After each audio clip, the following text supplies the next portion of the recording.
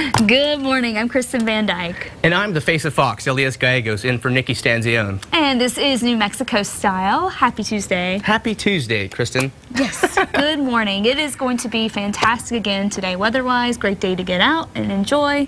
And it's going to be looking pretty nice, so have you been enjoying taking advantage I of have. this weather? I have to admit that I spend probably 90% of my life outdoors. Rain or shine, I just like to be outside. I get closed in. I hope you're not sitting around because I know you have that long commute from Tesuque, right? Mm-hmm. So you might be interested in knowing, and I know how you kind of like to laze around a little bit, that too much sitting can kill you. Have you heard about this? I have heard about that, and it makes sense to me. Yeah, there's a new study that suggests that those who spend 11 or more hours a day sitting, which is a long time, hopefully you're not sitting that much, are 40% more likely to die over the next 3 years, regardless of how physically active they are or otherwise.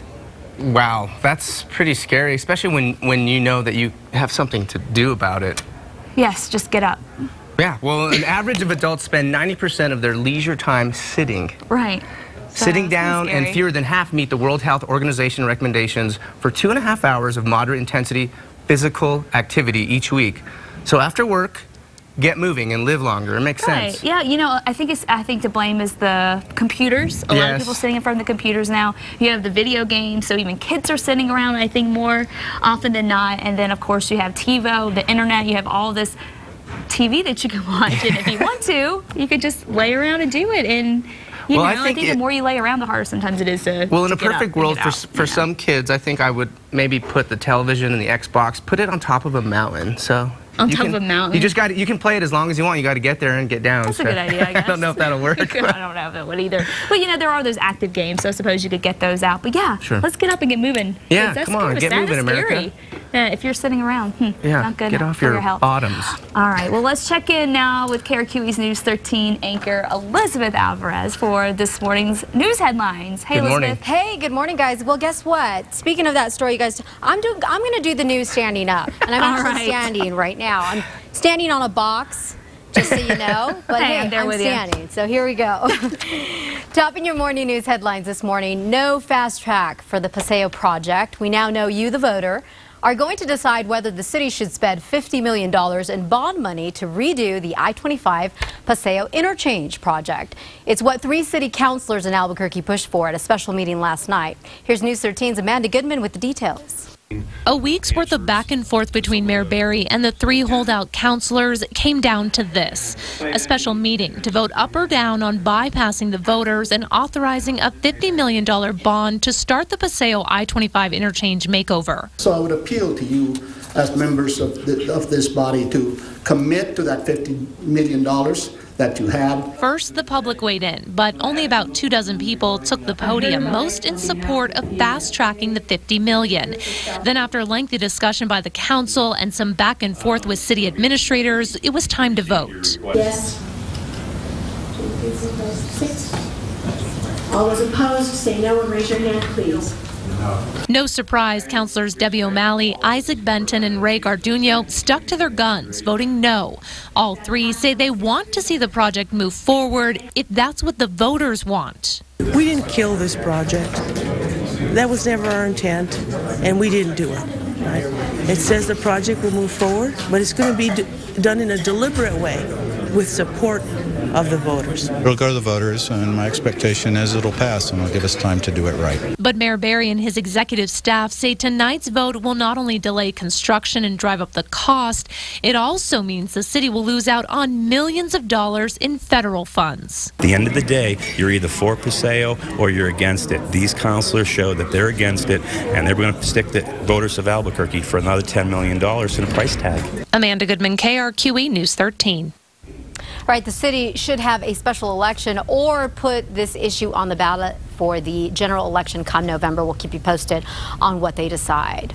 No word if this has anything to do with the Paseo project, but police this morning are investigating some death threats made against 2 city councilors. An email sent to Councilor Ken Sanchez and Debbie O'Malley last Friday doesn't say why they are being targeted, but it says, quote, "Your life is going to come to an end and your days on the earth are numbered," end quote. Sanchez tells us the email apparently came from an apartment in New York City. He says APD is investigating the threats, but APD not releasing details of the investigation just yet. Sanchez and O'Malley are both Democrats, by the way.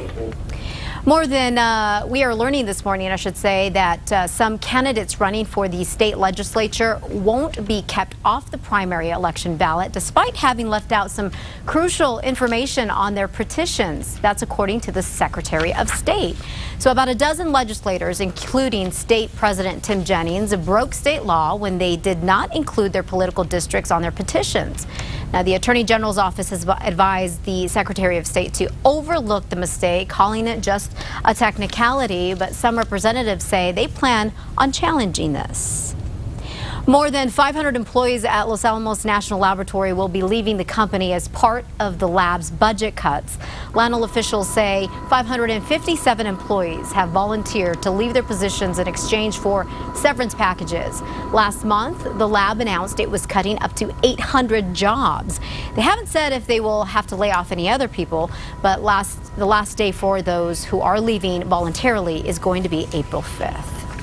And have you ever thought what you would do with $363 million? It's a lot of money, and today could be your lucky day. That is what the Mega Millions lottery jackpot is worth. Check it out. The $363 million is actually the third largest jackpot ever for the game.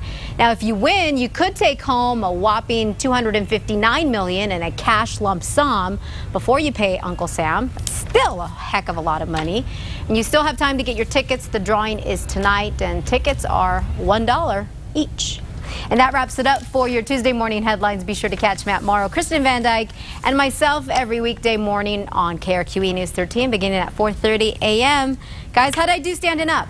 That was awesome. Fantastic. It feels weird. I'm so used to sitting down reading the news, but I kind of like this. You feel healthier? Yeah. You look fit. Thank you. Go get that lottery ticket. Yeah, that's a lot of mountain bikes. I'm going to walk off now. See you later. See you later. Yeah. God, get the lottery ticket. That is a lot of money. Yeah. That could be one. I know this odds are slim, but you don't have a chance unless you get one. Man, what does it hurt? Right. All right. Now, this is pretty cool. This guy may be actually hitting the jackpot himself from Albuquerque. If you're a fan of The Voice, one of Albuquerque's very own has made it to the next round. Tony Vincent wowed the judges when he sang Faithfully by Journey.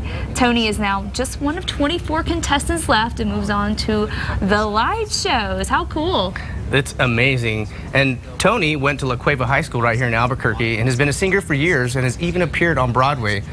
Starting next week, the vote goes to America. So you'll be able to help Tony stay on the show and perhaps launch him into stardom. Yeah, let's keep him on the show. It's good publicity for our state. And he's really, really good. He's a really talented singer. So you've heard him sing? Yeah, it's scary how amazing he is. Ooh, I hope he makes it. I can't wait. I haven't heard him yet, but I'm going to have to definitely check it out. The Voice, it's a pretty good show. Yeah, and the thing that's good about a show like that is, you know, I think he'll be fine. Whether he goes or not, he's been discovered on some level. He's already got the recognition. And speaking of recognition and discovery, Tim Tebow just got to New York and has already received the highest honor.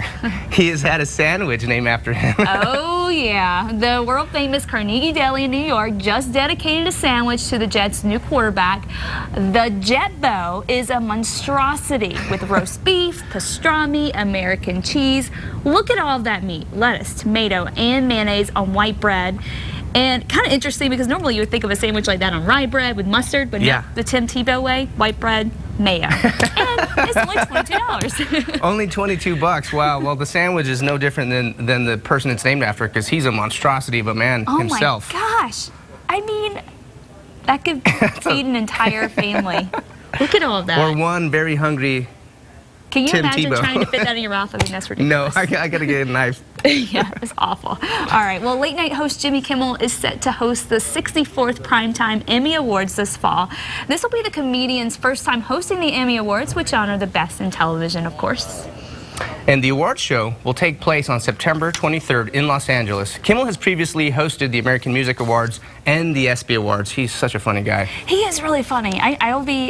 I'm excited to hear him host, you know? I find him I think he'll do a good job. He'll do a really good job. Of course, we got a little while to wait on that. And we got a little while to wait on this, too, which is kind of a bummer for me. Breaking Dawn Part 2. I am a tryhard. Anyway, it's not going to hit theaters until November 16th, but fans received a little something to sink their teeth into. A trailer has been released of the final installment of the Twilight Vampire series. Take a look.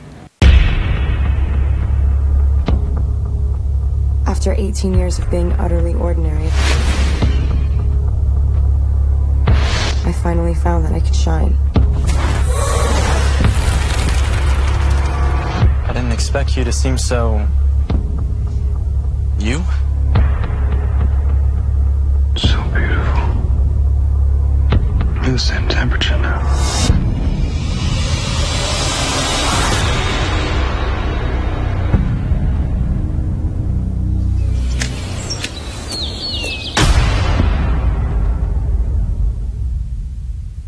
This is so pathetic, but I got chills. Oh my gosh. Oh, so sultry. Wow. She's got the red eyes.